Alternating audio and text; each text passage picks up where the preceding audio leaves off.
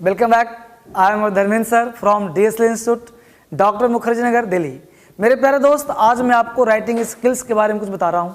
ऐसे राइटिंग बहुत दिन से बच्चे डिमांड कर रहे हैं कि सर कुछ ऐसे वैसे लिखना सिखाइए, कुछ राइटिंग स्किल्स सिखाइए। तो सबसे पहले मैं कुछ बात करूँगा आपसे, और वो बात मैं कर रहा हूँ राइटिंग स्किल्स के बारे में।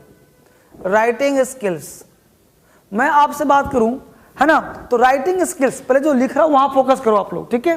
तो राइटिंग स्किल्स की बात करूं तो जहां पे स्किल्स की बात की जाती है, तो स्किल्स का मतलब क्या होता है? स्किल्स का मतलब होता है निपुणता, यानी आपके अंदर आप कितने निपुण हैं, कितने वेल वर्स्ड हैं, कितने एट होमिन हैं, उस निपुणता को शो करता है। जैसे स्किल्स आपने सुना होगा, डांस स्किल आपने सीखा होगा, सिंगिंग स्किल आपने सीखा होगा। हर चीज का जो स्किल होता है, तो डांसिंग स्किल, कोई भी स्किल है, तो स्किल दो तरह के होते हैं। एक स्किल बाय बर्थ होता है और एक स्किल हम लोग अक्वायर करते हैं, हासिल करते हैं। तो जो स्किल, जैसे मान लो किसी के माता पिता गायक है, सिंगर है, तो उसके बेटा बेटी भी कोई ना कोई वजह से गला ईश्वर के द्वारा प्रदत्त होता है, दिया गया होता है कि वो सिंगर बनेगा ही बनेगा, उसके गाने का गला अच्छा होगा ही होगा।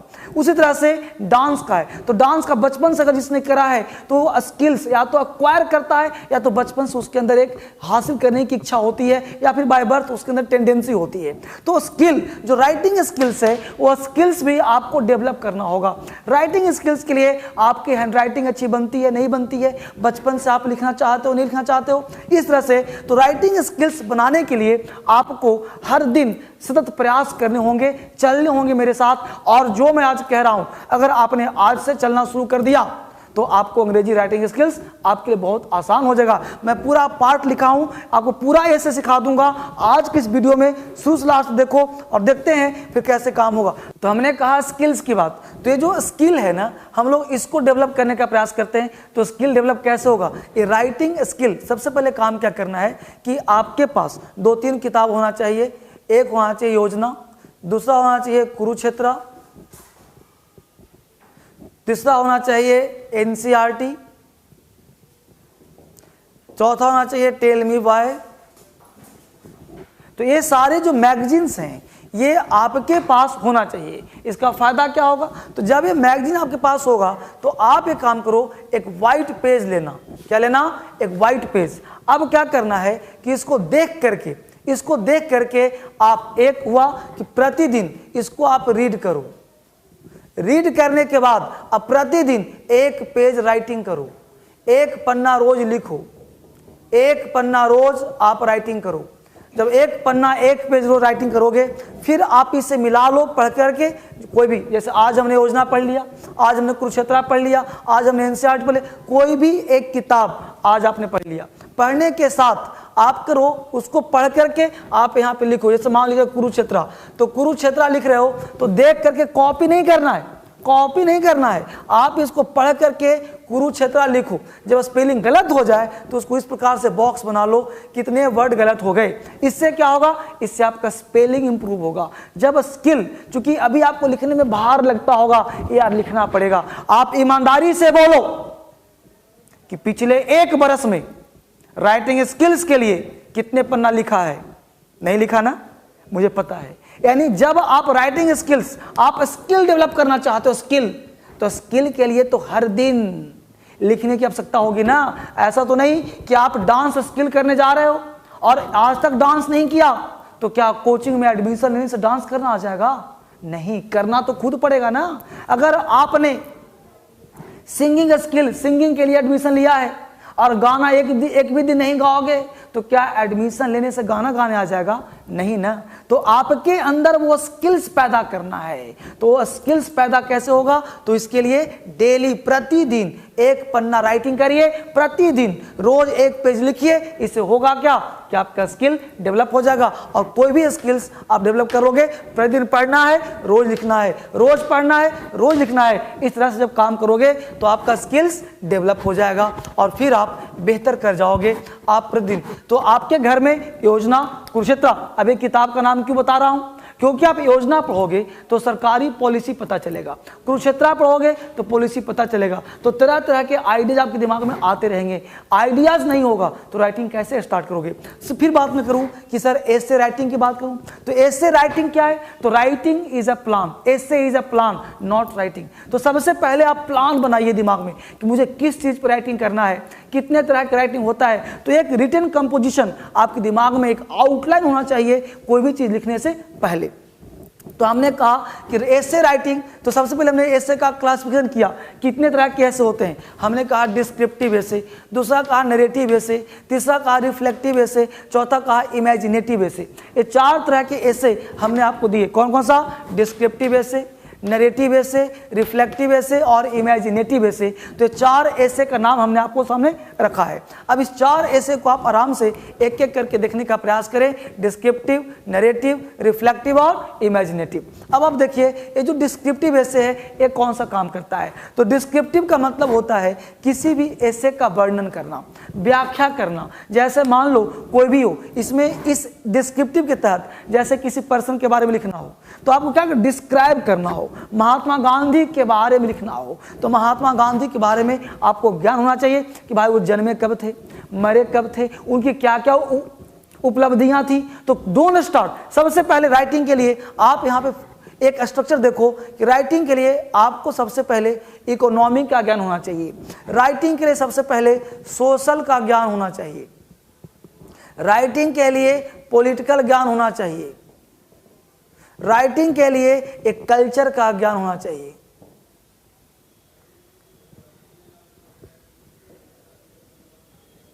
कल्चर का ज्ञान होना चाहिए। अब जब राइटिंग कर रहे हो तो इकोनॉमिकल सेशन स्ट्रॉन्ग, यानी जब भी किसी समाज, मैं एक बहुत ही कॉमन सा टॉपिक ले रहा हूं, the status of women in India. हमने लिखा the status of women in India. अब आप ध्यान देना कि हमने कहा डिस्क्रिप्टिव एसे, नरेटिव एसे, रिफ्लेक्टिव एसे, इमेजिनेटिव एसे। अब हमने एसे के प्रकार बताऊंगा, लेकिन सबसे पहले इस प्रकार को जानने से पहले आप यहां पे जानो कि किसी भी चीज की राइटिंग, किसी भी चीज के बारे में लिखना आपको शोभा कब देता है, इकोनॉमिकल, सोशल, पॉलिटिकल, कल्चरल। यानी अगर पेन के बारे में लिखना है, काऊ के बारे में लिखना है, आपसे मैं एक बात पूछता हूं, आपके गांव में कोई एक व्यक्ति अमीर है कि नहीं है, होगा ना। तो अमीर जब व्यक्ति बनता है तो उसका समाज वैल्यू अपने आप मिल जाता है।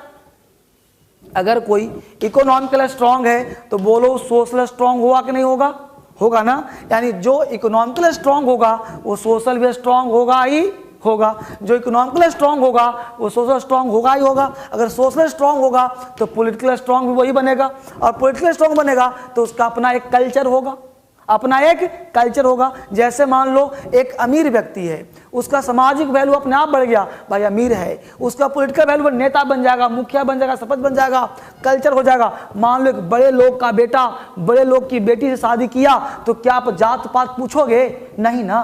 क्यों, क्योंकि उसका अपना कल्चर है। लेकिन वही गरीब आदमी गरीब से शादी करता है और जाति में भिन्नता है, हिंदू मुस्लिम शादी कर लिया तो दंगा हो जाएगा। क्यों भाई, क्योंकि वहां पे कल्चर नहीं है। तो कल्चर पैदा करने के लिए क्या होता है, कल्चरली ऊपर होना चाहिए ताकि दोनों का पैरेलल हो जाए। यानी इकोनॉमिकल स्ट्रांग तो कुछ भी कर सकता है, उसका सोशल अपने आप स्ट्रांग हो जाएगा। जब बड़े लोग, जब आपके कोई भी चीज, एक गांव में अगर कोई हिंदू मुसलमान शादी कर लिया तो बोलो टिक पाएगा, गांव में नहीं टिक पाएगा, नल्ला नल्ली है, वो बर्बाद हो जाएगा, मारा जाएगा। लेकिन अगर आपके बड़े नेता का बेटा, हीरो हीरोइन का बेटा अगर हिंदू मुसलमान सिख ईसाई किसी से शादी कर ले, कोई जात नहीं पूछेगा, वहां क्या पूछेगा, वहां पूछेगा कि चलो भाई बड़े लोगों की बड़ी बात। तो कहने का सेंस है कि आप जब राइटिंग कर रहे हो तो हर चीज में इकोनॉमिकल आपको सर्च करना है। काऊ पे लिख रहे हो तो देखो काऊ का इकोनॉमिकल क्या है, काऊ का सोशल क्या है, काऊ का पॉलिटिकल क्या है, काऊ का कल्चर क्या है। आप खुद बताओ कि काऊ का इकोनॉमिकल वैल्यू है कि नहीं, मिल्क, दूध निकालते हो, इकोनॉमिकल वैल्यू। सामाजिक वैल्यू क्या है, गाय हमारी माता है। पॉलिटिकल क्या है, देख रहे हो गाय के बारे में कितना दंगा, कितना फसाद। कल्चर क्या है, from ancient to modern time, यानी हम लोग गाय की पूजा कर रहे हैं, we worship cow from ancient to modern time, modern से लेकर के एंशिएंट से लेकर के अभी तक पूजा करें गाय की, तो एक कल्चर संस्कृति हो गया। तो यहाँ हमने कहा the status of women in India. अगर आपको ऐसे लिखना है, ये तो प्रकार बताऊंगा आपको, लेकिन आपको ऐसे लिखना है the status of women in India, तो महिलाओं पर ऐसे लिखे तो आप बताओ कि status of women in India, महिलाओं की आर्थिक स्थिति अच्छी है या बुरी है। अगर आपसे कोई ऐसे पूछा है, इसका मतलब है कि उसमें कमियां हैं, वो अच्छी नहीं है। क्योंकि अगर अच्छी होती तो क्यों नहीं ऐसे वाले पूछे कि the status of man in India, man के बारे में क्यों नहीं पूछा गया? आज नहीं पूछा जाएगा, आज से 50 साल बाद, 100 साल बाद मैन के बारे में पूछा जाएगा। अभी पूछा जा रहा है किसके बारे में? Status of women in India, यानी भारत में महिलाओं की स्थिति। इसका मतलब कि अगर आपसे एग्जामिनर पूछ रहा है महिलाओं की स्थिति, तो महिलाओं की स्थिति खराब है तभी पूछा जा रहा है। तो हमने कहा the status of women in India, तो देखो उसका इकोनॉमिकल कंडीशन कैसा है, यानी महिलाओं की आर्थिक स्थिति भारत में कैसा है। स्टेटस का मतलब होता है सोशल पोजीशन। तो आप देखो कि महिलाओं का इकोनॉमिकल कंडीशन कैसा है, फिर देखो कि उसका सोशल कैसा है। इकोनॉमिकल कैसा है, फिर देखो उसका सोशल कैसा है। जब इकोनॉमिकल खराब होगा तो उसका सोशल भी खराब होगा, जब इकोनॉमिकल खराब होगा तो उसका सोशल खराब होगा। क्यों भाई?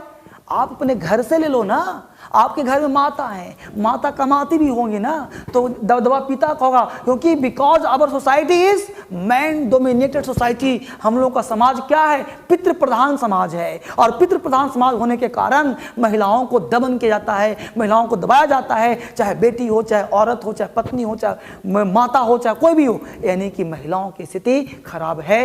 क्या है? इकोनॉमिकल कंडीशन, यानी महिलाओं की तुलना में, पुरुषों की तुलना में महिलाओं की इकोनॉमिकल कंडीशन पुअर है। फिर उसका सोशल पुअर है। क्यों भाई? सामाजिक क्या है? तो हम लोग लगाते हैं बुर्का प्रथा, घूंघट प्रथा, अभी जितनी प्रथाएं हैं महिलाओं को लग रहा है कि अच्छी चीज है। ना ना ना, ये बुरी चीज है। क्यों? क्योंकि जब महिला ढक सकती है चेहरा, तो पुरुष क्यों नहीं? तुम भी ढको ना। तो इसलिए यहाँ पे क्या है? प्रथा है। तो इस प्रथा को क्या है? कुप्रथा है। तो इस कुप्रथा क्या है? सोशल। उसका आर्थिक कमजोर तो सोशल कमजोर, भाई समाज में कोई पहचानता नहीं उसको। अब उसका पॉलिटिकल वो नेता नहीं बन सकती, मुखिया नहीं बन सकता। हालांकि बिहार एक स्टेट है जिसमें महिलाओं को 50% आरक्षण दिया गया है कि मुखिया बनेगा तो महिला ही बनेगी। तो इस तरह से लेकिन अगर मुखिया बन भी गई तो उसको मुखिया जी कहला रहे हैं कौन?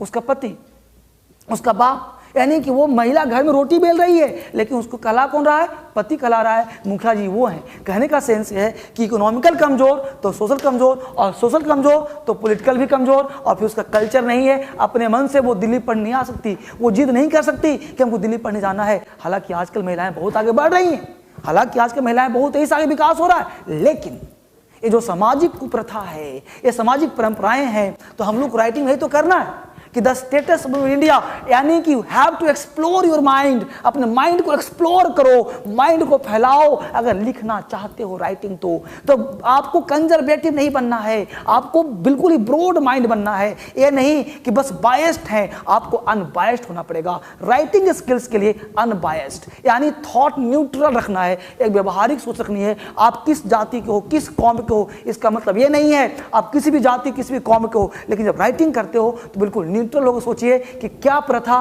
क्या कुप्रथा। आपको मैन और वुमेन में अंतर नहीं करना होगा, दोनों मानव जाति हैं और उसी मानव के एक अंग होकर के आपको थॉट डेवलप करना पड़ेगा, तब आप बेहतर राइटिंग कर सकते हैं। तो हमने कहा the status of women in India, महिलाओं की सामाजिक स्थिति क्या है। तो इकोनॉमिकल लिखेंगे 50 लाइन 10 लाइन, सोशल लिखो 10-20 लाइन, पॉलिटिकल लिखो 10-15 लाइन, कल्चर लिखो, हो गया ऐसे तैयार। लेकिन कब से कब तक? From ancient to modern time.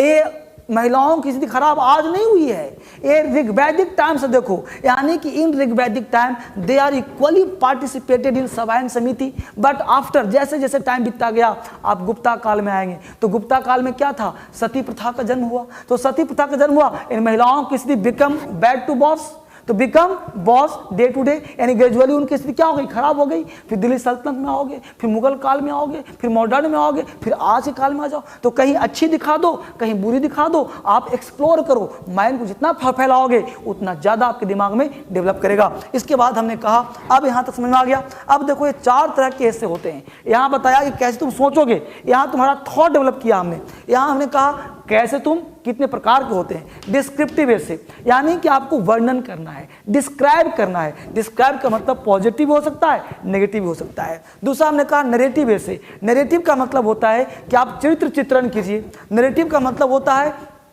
चरित्र चित्रण। जैसे आपको लिखना है द हिस्ट्री लेजेंड, आपको मान लो लिखना है सुभाष चंद्र बोस के बारे में, आपको लिखना है महात्मा गांधी का, तो नरेटिव का मतलब होता है चरित्र चित्रण कीजिए। विवेकानंद के बारे में, तो जिसको आप चरित्र चित्रण, वो रियल भी हो सकता है, फॉल्स भी हो सकता है। दूसरा कहा रिफ्लेक्टिव ऐसे। रिफ्लेक्टिव का मतलब क्या होता है भाई, जो रिफ्लेक्शन हो, जैसे मूवी देखते हो, रिफ्लेक्शन यानी जो समाज पर प्रभाव पड़ता है। घर में महिलाएं पुरुष टीवी देखते हैं, अब टीवी का प्रभाव पड़ रहा है घर पे। आज जो घर फूटने का केस कहाँ से हो रहा है, टीवी से हो रहा है। लोग टीवी देख लिए सीरियल, अब सीरियल देखने के बाद वैसा ही काम करना शुरू करते हैं घर में, सास ससुर से, ससुर सास से, पति पत्नी से, पत्नी पति से। तो इस तरह से जो घर फूट रहे हैं वो क्या रिफ्लेक्टिव ऐसे है। अभी यूपीएससी ने क्वेश्चन पूछा है mobile is a boon or कर्स, तो मोबाइल के बारे में पूछा है कि बून है कि कर्स है, ये श्राप है कि अभिशाप है, ये क्या दिया गया है, अभिशाप है कि वरदान है। तो रिफ्लेक्टिव ऐसे का मतलब हुआ कि जो रिफ्लेक्शन होता है ये होता है रिफ्लेक्टिव ऐसे। जैसे मूवी हो गया,